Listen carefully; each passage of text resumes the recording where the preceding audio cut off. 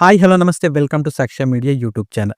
ಸರ್ಕಾರದಿಂದ ಇದೀಗ ಭರ್ಜರಿ ಗುಡ್ ನ್ಯೂಸ್ ಒಂದು ಬಂದಿದೆ. ಇಲ್ಲಿ 50,000ದಿಂದ 1,00,000ವರೆಗೂ ಕೂಡ ಇದೀಗ ಸಬ್ಸಿಡಿ ಸಾಲವನ್ನ ಇಲ್ಲಿ ನೀಡಲಾಗುತ್ತೆ.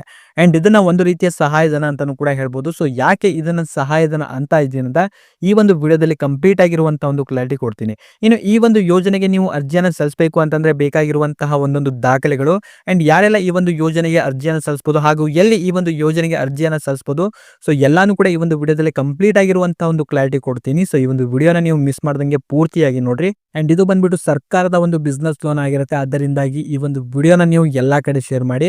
ಜೊತೆಗೆ ಈ ಒಂದು ವಿಡಿಯೋನ ಲೈಕ್ ಮಾಡ್ಕೊಳ್ಳಿ. ಚಾನಲ್ ಇನ್ನೂ ಕೂಡ ಸಬ್ಸ್ಕ್ರೈಬ್ ಮಾಡದೆ ನೋಡ್ತಾ ಇದ್ರೆ ಕೂಡಲೇ ಸಬ್ಸ್ಕ್ರೈಬ್ ಮಾಡ್ಕೊಳ್ಳಿ. ಸೊ ಬನ್ನಿ ವಿಡಿಯೋನ ಶುರು ಮಾಡುವ. ಹೌದು, ಇವಾಗ ಸರ್ಕಾರದಿಂದ ಹೊಸ ಯೋಜನೆಯನ್ನ ತರಲಾಗಿದೆ. ಇಲ್ಲಿ ನೀವೇನಾದ್ರೂ ಸ್ವಂತ ವ್ಯಾಪಾರವನ್ನ ಆರಂಭಿಸಬೇಕು ಅನ್ಕೊಂಡಿದ್ರೆ ಈ ಒಂದು ಯೋಜನೆಗೆ ಅರ್ಜಿಯನ್ನು ಸಲ್ಲಿಸುವ ಮೂಲಕ ಇಲ್ಲಿ ನೀವು ಸಬ್ಸಿಡಿಯ ರೂಪದಲ್ಲಿ ಸಾಲ ಸೌಲಭ್ಯವನ್ನು ಕೂಡ ಇಲ್ಲಿ ನೀವು ಪಡ್ಕೊಳ್ಬಹುದು. ಅಂಡ್ ಇದನ್ನ ಸಹಾಯಧನ ಅಂತ ಯಾಕೆ ನೀಡ್ತಾರೆ ಎಂಬುದನ್ನ ಇದೀಗ ನೋಡ್ತಾ ಹೋದ್ರೆ, ಸೊ ನೀವೇನಾದ್ರೂ ಇಲ್ಲಿ 1,00,000 ಸಾಲವನ್ನ ಪಡ್ಕೊಂಡಿದ್ರೆ 50,000 ರೂಪಾಯಿ ನಿಮಗೆ ಸಹಾಯಧನವನ್ನಾಗಿ ನೀಡಲಾಗುತ್ತೆ. ಇನ್ನು ಬಾಕಿ ಉಳಿದಂತ 50,000 ರೂಪಾಯಿಗೆ ವರ್ಷಕ್ಕೆ ನಿಮಗೆ 4% ಬಡ್ಡಿ ದರದಲ್ಲಿ ಇಲ್ಲಿ ನೀವು ಲೋನ್ ಅನ್ನು ಕೂಡ ರೀಪೇಮೆಂಟ್ ಮಾಡಬೇಕಾಗತ್ತೆ.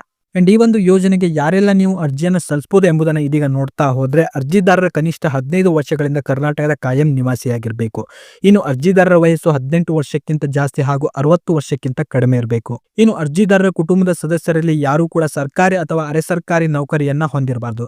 ಇನ್ನು ಗ್ರಾಮೀಣ ಪ್ರದೇಶದಲ್ಲಿರುವಂತಹ ಕುಟುಂಬದ ವಾರ್ಷಿಕ ಆದಾಯ ಬಂದ್ಬಿಟ್ಟು 1,50,000ಕ್ಕಿಂತ ಕಡಿಮೆ ಇರಬೇಕು ಹಾಗೂ ನಗರ ಪ್ರದೇಶದಲ್ಲಿರುವಂತಹ ಒಂದು ಕುಟುಂಬದ ಆದಾಯ ಬಂದ್ಬಿಟ್ಟು 2,00,000ಕ್ಕಿಂತ ಕಡಿಮೆ ಇರಬೇಕು.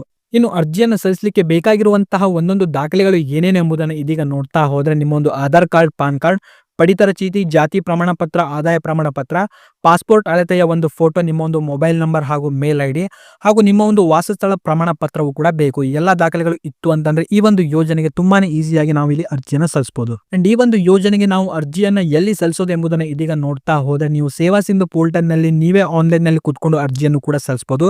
ಇಲ್ಲ ಅಂತಂದ್ರೆ ನಿಮ್ಮ ಒಂದು ಹತ್ತಿರದ ಗ್ರಾಮ ಒನ್, ಕರ್ನಾಟಕ ಒನ್, ಬೆಂಗಳೂರು ಕೇಂದ್ರ ಅಥವಾ ಸಮಾಜ ಕಲ್ಯಾಣ ಇಲಾಖೆಗೆ ಹೋಗ್ಬಿಟ್ಟು ಈ ಒಂದು ಯೋಜನೆಗೆ ನೀವು ಇಲ್ಲಿ ತುಂಬಾನೇ ಸಿಂಪಲ್ ಆಗಿ ಅರ್ಜಿಯನ್ನು ಸಲ್ಲಿಸಬಹುದು. ಅಂಡ್ ಈ ಒಂದು ಯೋಜನೆಗೆ ಅರ್ಜಿ ಸಲ್ಲಿಸುವಂತಹ ಒಂದು ಕೊನೆಯ ದಿನಾಂಕ ಬಂದ್ಬಿಟ್ಟು ಸೆಪ್ಟೆಂಬರ್ 10, 2025 ಆಗಿರುತ್ತೆ. ಅದರ ಒಳಗಾಗಿ ನೀವು ಈ ಒಂದು ಯೋಜನೆಗೆ ಅರ್ಜಿಯನ್ನು ಸಲ್ಲಿಸ್ಬಿಟ್ಟು ಈ ಒಂದು ಯೋಜನೆಯ ಲಾಭವನ್ನ ಪಡ್ಕೊಳ್ಬಹುದು. ಅಂಡ್ ಇನ್ನು ಸರ್ಕಾರದಿಂದ ಅನೇಕ ಯೋಜನೆಗಳು ಬರ್ತಾ ಇರುತ್ತೆ, ಆದ್ರೆ ತುಂಬಾ ಜನರಿಗೆ ಈ ಒಂದು ಯೋಜನೆಯ ಬಗ್ಗೆ ಗೊತ್ತಾಗಲ್ಲ. ಸೊ ಅದರಿಂದಾಗಿ ಈ ಒಂದು ವಿಡಿಯೋವನ್ನ ಆದಷ್ಟು ನಿಮ್ಮ ಒಂದು ಸ್ನೇಹಿತರಿಗೆ ಹಾಗೂ ನಿಮ್ಮ ಬಳಿ ಇರುವಂತಹ ಕೆಲವೊಂದು ವಾಟ್ಸ್ಆಪ್ ಗ್ರೂಪ್ಗಳಿಗೆ ಆದಷ್ಟು ಈ ಒಂದು ವಿಡಿಯೋನ ನೀವು ಶೇರ್ ಮಾಡಿ.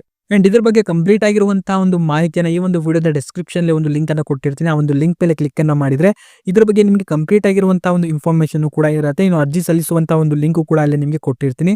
ತುಂಬಾನೇ ಈಸಿಯಾಗಿ ಈ ಒಂದು ಯೋಜನೆಗೆ ನೀವು ಇಲ್ಲಿ ಅರ್ಜಿಯನ್ನು ಸಲ್ಲಿಸಬಹುದು. ಸೊ ಇದಾಗಿತ್ತು ಈ ಒಂದು ವಿಡಿಯೋದಲ್ಲಿ ಇದ್ದಂತಹ ಕೆಲವೊಂದು ಮಾಹಿತಿ. ಸೊ ವಿಡಿಯೋ ಇಷ್ಟ ಆಗಿದ್ರೆ ವಿಡಿಯೋನ ಲೈಕ್ ಮಾಡ್ಕೊಡ್ರಿ. ಚಾನಲ್ನ ಇನ್ನೂ ಕೂಡ ಸಬ್ಸ್ಕ್ರೈಬ್ ಮಾಡದೆ ನೋಡ್ತಾ ಇದ್ರೆ ಕೂಡಲೇ ಸಬ್ಸ್ಕ್ರೈಬ್ ಮಾಡ್ಕೊಳ್ಳಿ ಹಾಗೂ ಈ ಒಂದು ವಿಡಿಯೋವನ್ನ ನೀವು ನೋಡಿದಕ್ಕೆ ಧನ್ಯವಾದಗಳು.